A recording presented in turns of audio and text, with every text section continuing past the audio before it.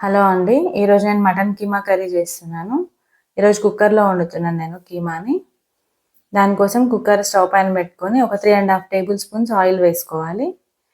ఈ ఆయిల్ వేడైన తర్వాత మనం బగారా లీఫ్ ఒకటి వేసుకోవాలి. ఇప్పుడు ఒక 2 మీడియం సైజ్ ఆనియన్స్ సన్నగా కట్ చేసి వేసుకోవాలి. ఈ ఆనియన్స్ బాగా ఫ్రై కావాలి. గోల్డెన్ బ్రౌన్ కలర్ వచ్చేంత వరకు మంచిగా సిమ్‌లోనే పెట్టి చేసుకోవాలి కర్రీ అంతా.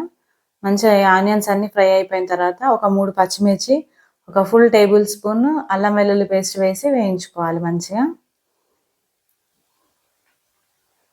ఈ అల్లం వెల్లుల్లి కూడా మంచి ఫ్రై కావాలి ఆయిల్‌లో. ఆనియన్, అల్లం వెల్లుల్లి అంతా వేగి మనకి ఆయిల్ బయటికి రావాలి. అంతవరకు ఇదంతా బాగా ఫ్రై చేసుకోవాలి. చూడండి ఇలా ఆయిల్ అంతా బయటికి రావాలి. ఇప్పుడు మనం ఒక 1 టీ స్పూన్ పసుపు వేసి కలుపుకోవాలి. ఆనియన్, అల్లం వెల్లుల్లి వేగిన తర్వాత పసుపు వేసి కలుపుకోవాలి.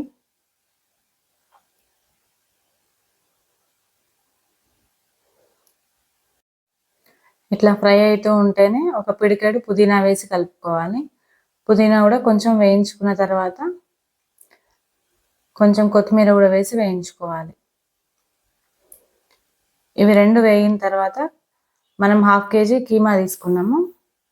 ఒక 2-3 టైమ్స్ బాగా వాష్ చేసుకొని వేసుకోవాలి కీమాని.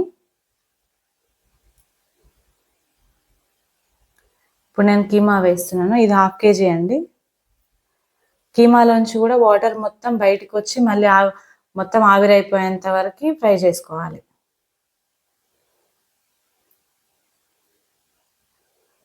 చూడండి కీమాలోంచి వాటర్ అంతా బయటకు వస్తుంది కదా. ఇది మళ్ళీ మొత్తం ఇంకిపోవాలన్నమాట వాటర్ అంతా. అప్పుడే మనకి స్మెల్ రాకుండా ఉంటుంది. ఇప్పుడు మనం ఒక teaspoon salt, 3 teaspoons కారం, ఒక 1½ టీ స్పూను ధనియాల పొడి వేసి బాగా కలుపుకోవాలి. ఈ మన కీమాకంతా పట్టేటట్టుగా మంచిగా కలుపుకోవాలి.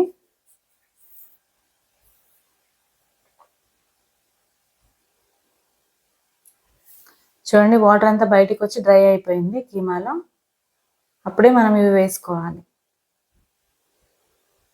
అట్లా చేస్తే మనకి కర్రీ మొత్తం స్మెల్ రాకుండా ఉంటుంది నాన్ వెజ్ది. ఇప్పుడు మనం ఒక 3 టమాటాలు సన్నగా కట్ చేసి వేసుకోవాలి. ఇవి కూడా చాలా సన్నగా కట్ చేయాలి టమాటాలు. ఈ టమాటాలు కూడా ఈ కీమాలో కలిసిపోయేంత మెత్తగా ఫ్రై కావాలి.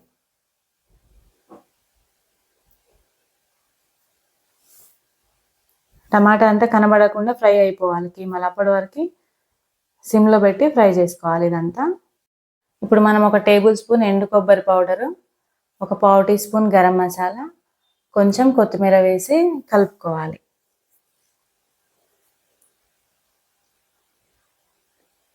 ఇదంతా ఇట్లా బాగా కలుపుకున్న తర్వాత ఒక టీ గ్లాస్ వాటర్ వేసుకొని మళ్ళీ ఒకసారి కలుపుకోవాలి. మీకు గ్రేవీ ఇంకెక్కువ కావాలంటే ఇంకో 1/2 గ్లాసు వాటర్ కలుపుకోండి. లేదంటే 1 టీ గ్లాస్ సరిపోతాయి. కుక్కర్ మూత పెట్టేసి ఒక 4 విజిల్స్ రానివ్వాలి. చిన్న పిల్లలు అట్లా ఉంటే కనుక ఇంకొక 2 విజిల్స్ ఎక్కువ పెట్టండి.